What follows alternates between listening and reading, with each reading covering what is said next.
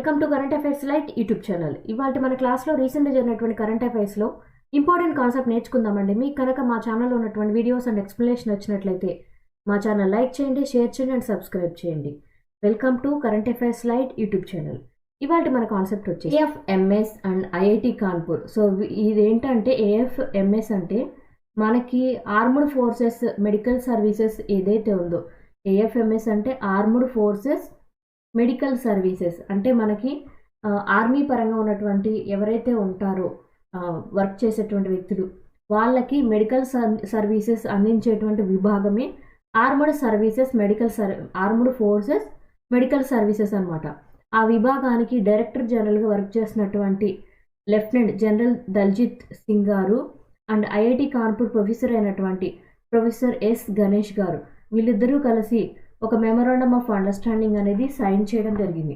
And ఇక్కడ ఏదైతే memorandum of understanding కింద వాళ్ళిద్దరూ సైన్ చేశారో దానివల్ల ఏంటంటే ఈ యొక్క ఆర్మ్డ్ ఫోర్సెస్ మెడికల్ సర్వీసెస్ వాళ్ళు అండ్ ఐఐటి కాన్పూర్ వాళ్ళు వీళ్ళిద్దరూ కలిసి కొత్త రకమైనటువంటి టెక్నాలజీస్ని అభివృద్ధి చేస్తారనమాట. రీసెర్చ్ చేసి ఎందుకోసం టెక్నాలజీస్ని అభివృద్ధి చేస్తారంటే సోల్జర్స్ వర్క్ చేసేటప్పుడు ఒక్కొక్క చోట ఒక్కొక్క విధంగా ఉంటుంది. అంటే సోల్జర్స్ వర్క్ చేసేది అటవీ ప్రదేశం అవ్వచ్చు, వాటర్ ఎక్కువగా ఉన్నటువంటి ప్రదేశం అవ్వచ్చు, లేదా మంచుతో కూడినటువంటి ప్రదేశం అవ్వచ్చు. సో అలా డిఫరెంట్ ప్లేసెస్లో వర్క్ చేస్తున్నప్పుడు అక్కడ ఉన్నటువంటి సైనికులకి అవసరమైనటువంటి రక్షణ వ్యవస్థని వాళ్ళకి అవసరమైనటువంటి టెక్నాలజీని అందించడానికి ఈ యొక్క రీసెర్చ్ టీం వాళ్ళు కలిసి కావాల్సినటువంటి టెక్నాలజీ తోటి వస్తువులు అనేవి డిజైన్ చేయడం జరుగుతుంది. అందుకోసమే ఐఐటి కాన్పూర్ వాళ్ళు and armed forces medical services వాళ్ళు కలిసి వర్క్ చేయబోతున్నారు. ఎందుకంటే సోల్జర్స్కి డిఫికల్టీస్ని తీసివేయడం కోసం అనమాట. అండ్ ఐఐటి కాన్పూర్ వాళ్ళు ఎవరైతే ఉన్నారో ఎక్స్పర్టైజ్ టీమ్ మన ఆర్మ్డ్ సెంటర్ కోసం ఏఐ డయాగ్నోస్టిక్ మోడల్స్ అనేవి కూడా తీసుకొని వస్తున్నారనమాట. సో ఏఐ డయాగ్నోస్టిక్ మోడల్స్ ఏంటి అంటే మనం తీసుకునేటువంటి ఆపరేషన్స్ పరంగా తీసుకునేటువంటి టెక్నాలజీ ఏదైతే ఉందో దాన్ని ఇంకా బెటర్గా మార్చడం కోసం అనమాట. అంటే ఏఐ నాలెడ్జ్ని, ఆర్టిఫిషియల్ ఇంటెలిజెన్స్ నాలెడ్జ్ని మనకి అంటే ఇక్కడ ఉన్నటువంటి ఆర్మీ పీపుల్ ఎవరైతే ఉన్నారో వాళ్ళకి ట్రీట్మెంట్ చేయడానికి బెటర్గా వాడతారనమాట. అండ్ ఆర్మర్డ్ సెంటర్స్లో ఆల్రెడీ ఉన్నటువంటి కంప్యూటేషనల్ మెడిసిన్ ఏదైతే ఉందో వాటిని ఇంకా బెటర్గా మార్చడానికి ట్రై చేస్తారనమాట. సో బెటర్గా మార్చడం ఏంటి అంటే ఇక్కడ కంప్యూటేషనల్ మెడిసిన్ అన్నాం. సో కంప్యూటేషనల్ మెడిసిన్ అనేది ఏదైతే ఉందో మనం ట్రీట్మెంట్ పరంగా చేసేటువంటి డయాగ్నోసిస్ అనమాట. అంటే ఒక పర్సన్కి కనుక క్యాన్సర్ వచ్చిందంటే ఆ పర్సన్కి వచ్చిందా లేదా మనం స్కానింగ్ చేస్తాం. స్కానింగ్లో చాలా రకాలు ఉంటాయి. స్కానింగ్లో ఎంఆర్ఐ స్కానింగ్ అని, లేదా హార్ట్ పరంగా ఈసీజీ అని ఉంటుంది. ఇంకా చాలా రకాలైనటువంటి ఎక్విప్మెంట్ అనేది మనం వాడుతాం.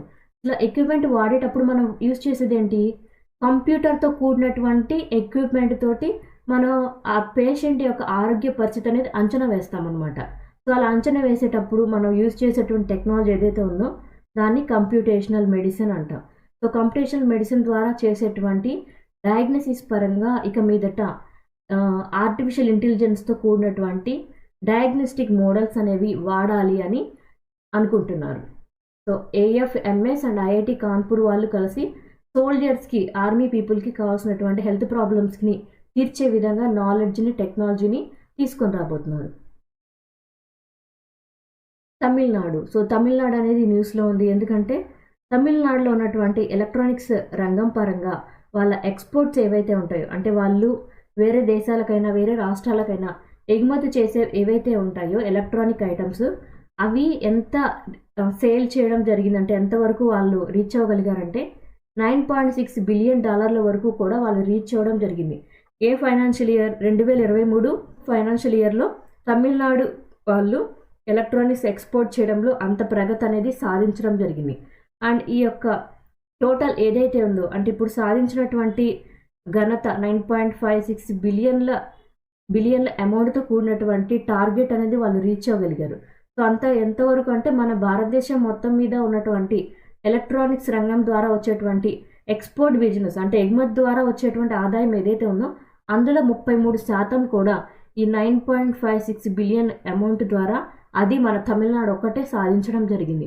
అండ్ దాంతోపాటు ఇంతకుముందు ఫైనాన్షియల్ ఇయర్ 2022-23 సంవత్సరానికి తమిళనాడు ద్వారా వచ్చినటువంటి గ్రోత్ ఎంత అంటే 5.37 బిలియన్, అంటే 5.37 బిలియన్ డాలర్లతో కూడినటువంటి వాణిజ్యం ఎగుమతి అనేది చేయడం జరిగింది. బట్ ఒకటేసారి డబల్ చేసి నెక్స్ట్ ఫైనాన్షియల్ ఇయర్ కల్లా కూడా రెట్టింపుగా 9.56 బిలియన్ డాలర్ల వాణిజ్యాన్ని నిర్వహించడం జరిగింది.